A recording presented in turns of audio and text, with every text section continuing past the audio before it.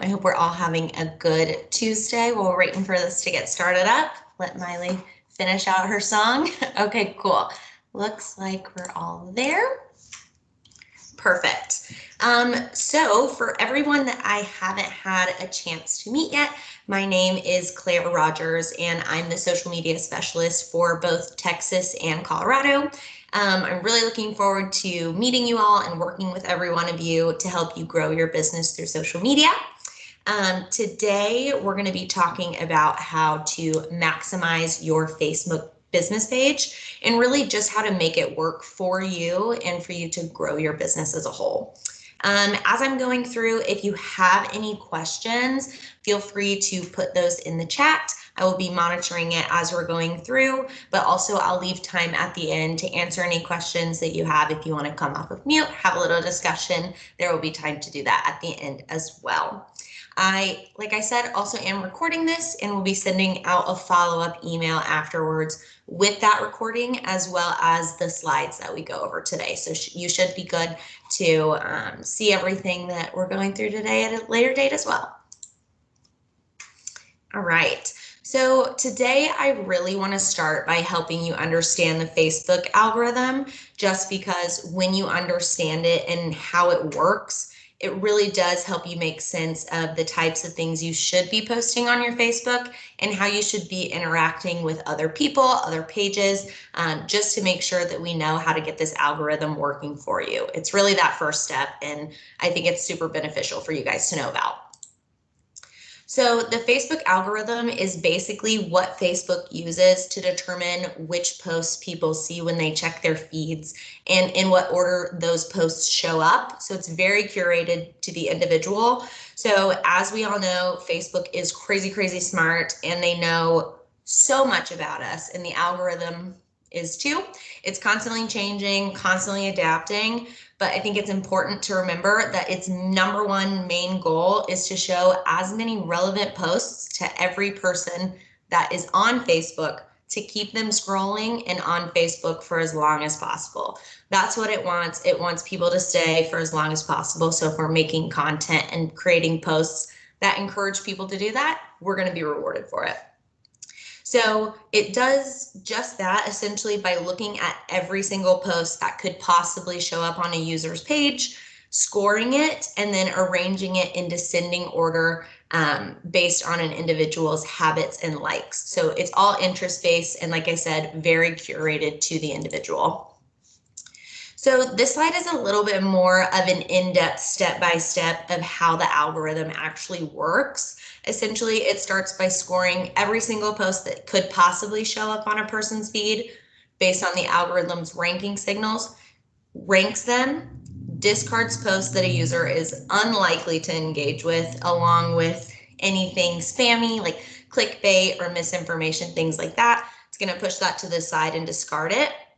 And then of everything that's left after everything has been pushed to the side that they're definitely not going to be putting on someone's feed, it evaluates those remaining posts, scores them again even further based on an individual's likes, their habits, things like that, and then ranks them in order of value to that person.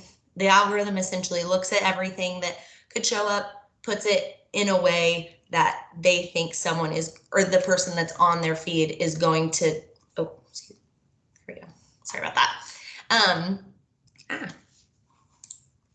There we go. Sorry, guys.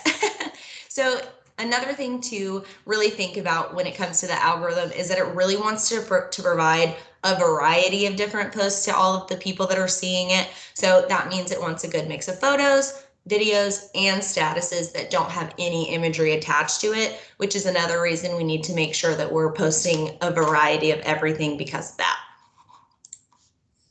So Facebook has revealed that there are 4 most important ranking signals that affect the algorithm directly. Those 4 are relationship, content type, popularity, and recency. So the relationship ranking signal, this first one, is impacted by how often a person interacts with a person or a page, and if they do interact with them, how often do they do that? The content type refers to the main type of media and content within a post and how likely a person is to interact with that. As we all know, people interact with and resonate with different types of media. So this is just using those ranking signals that Facebook knows about and putting what someone engages with the most based on that content at the top. So popularity is about gauging how people are already reacting to a post that has been made. So if you make the post, it's taking into account, are people already sharing it? Are people already looking at it and commenting it? If so, that's going to get a higher ranking in the algorithm as well. And finally, recency is the last ranking signal, and that is just essentially how new the post is. It's super important to know that newer posts are placed higher on a user's feed just because Facebook sees it as it's recent, it's important, somebody needs to see it sooner rather than later. All right. So this one, we're really going to be talking about how to work with the algorithm and how to make it work for you. People really talk all the time about hacking algorithms. I'm sure you see posts on Instagram and Facebook all the time about how to do that. But really, it's all about just understanding how to work with the algorithm and how to get it to work with you. So you want to make sure that you're replying to every single message and post comment that you receive. It's also extremely important to be responding to those as quickly as you can. I know that that can get a little bit difficult, especially if you're out doing showings, things like that. But if it's possible, if you can respond just on your phone while you're out and about in between meetings, that would be ideal. So try and do that as frequently as you can. So for your posts, try as best as you can to post conversation starters between your followers. Facebook really loves seeing interactions between not only businesses and their users, but also users interacting with one another on business page posts. So a good rule of thumb there is to really ask people their opinions to really start a conversation within the comments of a post. Of course, we want to steer clear of any political or aggressive things that could possibly come up. Keep it as mild as you can, but asking people love giving their opinions, and asking their opinions gets people to converse with one another as well. So another way to rank higher with the algorithm is to aim for reactions like love, care, or haha over just your traditional likes, since they do carry more weight. So you can do this essentially by posting things that drive out more emotion from your audience. Like, for example, if you helped someone in their family get into a new home after maybe something bad happened, maybe their house burned down or something like that, things such as that are going to draw more emotion out of people and going to have them react in a more caring way instead of just your stereotypical like. So those are definitely things that also get more shares, more interactions and stuff like that. So definitely want to be leveraging that whenever you can. So a huge contributor to working with the algorithm is making sure that you're posting when your audience is online. As we just kind of spoke about, Facebook prioritizes recency of posts. So making sure that you know when your followers are on and that you're posting during the times that they're really heavily trafficked is super important to getting good results from the algorithm. So you can find the information about when your audience is online by navigating to your Facebook page, clicking Page Insights on the left-hand side, selecting posts, and then looking at when your fans are online. So I know that I just kind of ran through that really quickly. We are going to be going through those step-by-steps in a couple of slides, so don't have to worry about committing that to memory. We'll go through it here in a second. Facebook also loves when you use their features. So doing anything like going live or using Facebook stories is really rewarded. So definitely do that when you can and when it's appropriate. Just a little tidbit on the stories feature, I would suggest that you link your Facebook and your Instagram pages so that when you post an Instagram story, it will also automatically post to your Facebook story. I say that just because Instagram has a much more user-friendly and updated interface for stories. So I would always suggest pushing them directly to Facebook instead of building them through there. And if you tune into my Instagram 2.0 training coming up, we will also be talking in depth about stories in general. So shameless plug, but I'm putting that on your calendars as well. The Facebook algorithm also likes when businesses create long form videos for people to watch. So as of course we all know, if you start watching a video, that's going to keep you just from a time perspective on Facebook longer, which is what we've already said is what Facebook wants. So having those long form videos not only keeps people on Facebook, which Facebook likes, so the algorithm rewards, but it's also something that's going to be beneficial to you because you're getting more eyes on your content for a longer amount of time. All right. So now that we have a good understanding of the algorithm, I really want to take some time to help you understand how your posts are doing by using Facebook Insights. So Insights is how you can kind of keep track of which of your posts are getting the most engagement and really what works for your brand and maybe what's kind of falling short. So it looks like we have a question. So how long or short of videos would you recommend? So when it comes to those long form videos that the algorithm really likes, I would say anything over a minute is super encouraging. Obviously, we don't want to be too long. So I would say like a 10-minute video is far out of there. I would say let's stick between like a 1 to a 4-minute video. That would be perfect. Great question, Caitlin. All right. So there are all of the metrics. These right here are all of the metrics that are tracked in Facebook Insights. So I really want to make sure that you all have a good understanding of their definitions and what they are as you're looking at them.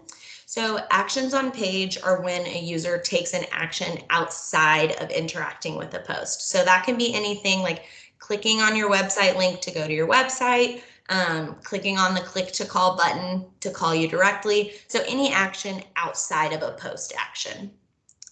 Page views, those are pretty self-explanatory. Those are when the number, or those are the number of times your page has been viewed by anybody. Likes are the number of times a new person has liked your page. So keep that in mind. That's any update. So that can change all the time. And then let's see, likes are the, oh yeah, so those likes are anytime that a new person has liked your page, and that can be done through organic or paid efforts. Reach is the number of people who saw any of your posts at least once. Post engagement is any action someone takes on your post, like a like or a reaction or a comment. So those are directly in your posts. So to navigate to your insights, all you need to do is go to your Facebook business page. This is the screenshot of an actual Facebook business page. Then click on this insights button. It's highlighted in yellow right here on the left-hand side. That is going to take you to the overview page, which essentially gives you a broad look at your overall performance. So once you click into that, you'll be on that overview page. This right here is how you can look at your individual post metrics. So this is super important information for you. All you'll need to do is click posts, which is highlighted right there on the left-hand side. You'll be able to look at the individual metrics for each one of your posts, as well as essentially see which posts get the most engagement, which one has the highest amount of likes and reactions, and see what's really working for you. So this is also the page where you can find your when your fans are online tab. So if you'll look at this top section right here, as you can see right there, it says when your fans are online. That is how you can take a look and know when you need to be posting that I was just talking about as well. Audrey, yes, I will be sending out these slides for you in the follow-up email along with the recording. All right, so as we all know, the name of the social game really is getting the most relevant eyes on our content. And one of the absolute best ways that we can do that is using hashtags. I am a big hashtag proponent. I think everyone should be using them all the time. Hashtag tips and best practices really do pretty widely vary from platform to platform. So just keep in mind that it's really important to know what to use for each one. For Facebook specifically, it's best to use 1 to 2 hashtags per post. So make sure that they are as relevant as possible, since it's best to only have a couple in there. One thing about Facebook that is really important to remember also is that because there are a ton of people that have their settings set to private, it's a little bit more challenging to gauge the most effective hashtags on Facebook specifically, as opposed to some other social media accounts. So just keep that in mind as you're looking and tracking all of these. So really the best way to keep a pulse on specific hashtags and how those are doing is to go to facebook.com/hashtag/the hashtag you would like to monitor. So for example, right here, this screenshot is from facebook.com/hashtag/Texas real estate. So as you can see, it tells you how many people are interacting and posting about this, and you can scroll through and see some of the highest performers. So maybe you can even get an idea of the type of people that are posting this hashtag as well. All right, so every hashtag starts with a £, and you need to make sure that you're not putting any spaces, punctuation, or symbols in them, or they will break and not work. So always make sure that it's highlighted in blue. If for some reason part of it's in blue and the other part is not, something's wrong. You need to make sure, go back in and edit that. So it's important to keep your hashtags as short and relevant as possible. Make sure that it gets usage before you use it as well. You don't want to use something that no one's going to see. Otherwise, what's the point of using the hashtag, right? I also just think it's really important for everybody to remember that with hashtag usage, bigger does not always mean better. That just means even if a hashtag has a lot of posts, like you see there's a ton in there, such as hashtag real estate, there's going to be tons of posts about that. Even if it has a lot, it's still better for your specific business to use hashtag Dallas real estate if you're a Dallas realtor, because the likelihood of actually reaching a potential client is insanely high, right? Because if someone's just searching for hashtag real estate, they could be like halfway across the world, whereas someone who's looking for hashtag Dallas real estate is probably actually looking in your area. A lot more beneficial to you.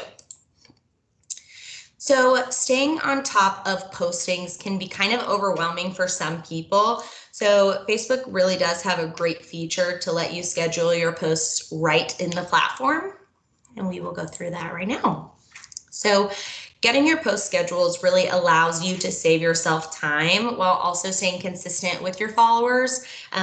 We all know now how important it is to be posting at high traffic times, just because of the algorithm really weighing in recency. And if these are really times after you look at when your audience is online the most, if those are times when you're not able to post manually because you're usually super busy or in meetings, things like that, scheduling your posts out is a really great option for you.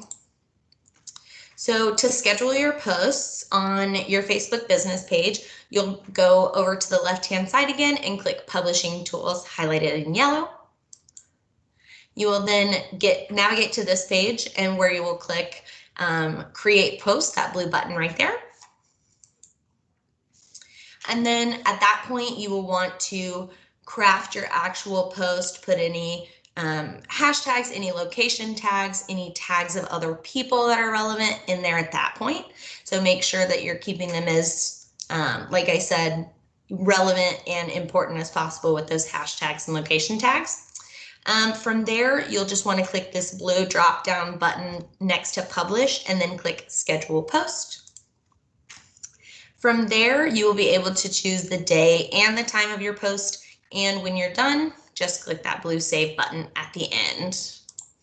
Once you're done there, you just have to click that one last button, Schedule Post, and it will be scheduled. So I am one of those people, I'm like, oh, I must have done something wrong. So I always like to go back and make sure that everything is scheduled for the right time and things like that. So if you want to keep track of the posts that you have scheduled, I know I would, you'll just need to click scheduled posts right there on the left-hand side in yellow. So that's going to be able to show you all the ones that you have coming up. As you can see on this side here, that post that the mock post that I created, it does show up right there, and it tells us when it's scheduled for and at what time. All right, so now we're going to dive into how to create and host both in-personal and virtual Facebook events. So the majority of these events from a real estate agent side of things are used for open houses, but you can also use the event feature for different things. If you want to have some sort of live panel with any top performers, anything like that, you can also create an event to do that. So to set up your event, you'll need to go to your Facebook business page, click event in the create section, like in this screenshot. That part is right above where people post on your wall. From there, you'll be able to choose if the event is online or in person, and then you'll fill out the event details and include a really detailed description. Just fill out everything you can there. So, of course, you'll really want to make your event as enticing and visually pleasing as possible. So include photos in the event feed. If it's an open house, absolutely share the link of the listing and include photos of the property. So from there, once you have everything buttoned up, looking good, and the way you want it, go to your personal account and invite as many people as you can. For those in-person events, make sure that the people that you're inviting are relevant and they would be able to come or have a chance of coming. But if it's virtual, feel free to invite people from all over that you think would be beneficial to attend, especially if it's a virtual event. Getting those numbers up is super encouraging. So now we're going to go into talking about going live on Facebook and how it can benefit you to do so. All right, so if you've ever wondered why you should go live or how you can benefit from it, the vast majority of online audiences have admitted that they are watching Facebook Live videos. As we heard earlier, the algorithm also really rewards businesses and people who go live. So that's going to help your overall following, help you get to the top of people's news feeds, and essentially get more visibility. It's also great for hosting virtual open houses, especially with COVID fears and the amount of people that are moving from state to state. It's been a huge thing, and it also allows you to share announcements in real time and get face-to-face interaction with your followers, which, as we know right now, is a little bit more difficult than we expected it to be a year ago, I guess. So now that you know why you should be going live, let's talk about what you should say and do when you actually get live. So if you can, have somebody else film you, or if you're just talking to the camera, use a phone tripod so that it's not shaky and looks bad. If you're walking around during a virtual open house or something like that, make sure to wear quiet shoes so there's no echoing or loud banging, especially with heels or boots. That tends to echo off the floor. Always practice what you're going to say beforehand, just so that you're prepared and you feel more natural. You're not worrying about what you're having to say because you've already committed it to memory. Try your best to keep the videos under 10 minutes. As we all know, a ton of people have short attention spans. And the goal with going live is to keep as many people on for the entire duration of the live. So even at the beginning, if you're saying, okay, it kind of helps to put out there, I expect this to go for around like 6-7 minutes. That way people can prepare for that. Super good way to keep people on for the whole time. If someone else is filming, have them engage with the attendees and answer any questions that they post in the chat. If you're speaking into the camera on a tripod and doing it all yourself, definitely do the same. Make it an open conversation. That's what people really like about live, is that it's just a live event and you can talk directly to them in real time. And then once you're done, make sure to download the live video so that you can post it on any other social media channels, post it to YouTube and link it to your website. And if it is a virtual open house, make sure to send it to any buyer's agents who schedule showings. All right, so I know that was a ton of information. Hopefully it's been useful information, but now does anybody have any questions? Anybody want to hop off of mute, ask anything? Now's your time. Or you can put them in the chat, of course.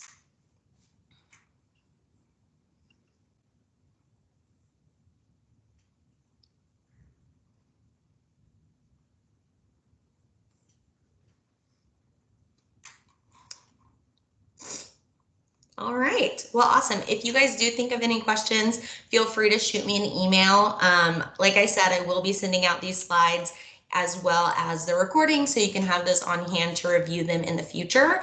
But I hope this helped you out when it comes to Facebook, and that you guys start really using Facebook to your benefit and it helps you grow your business. Thank you all so much.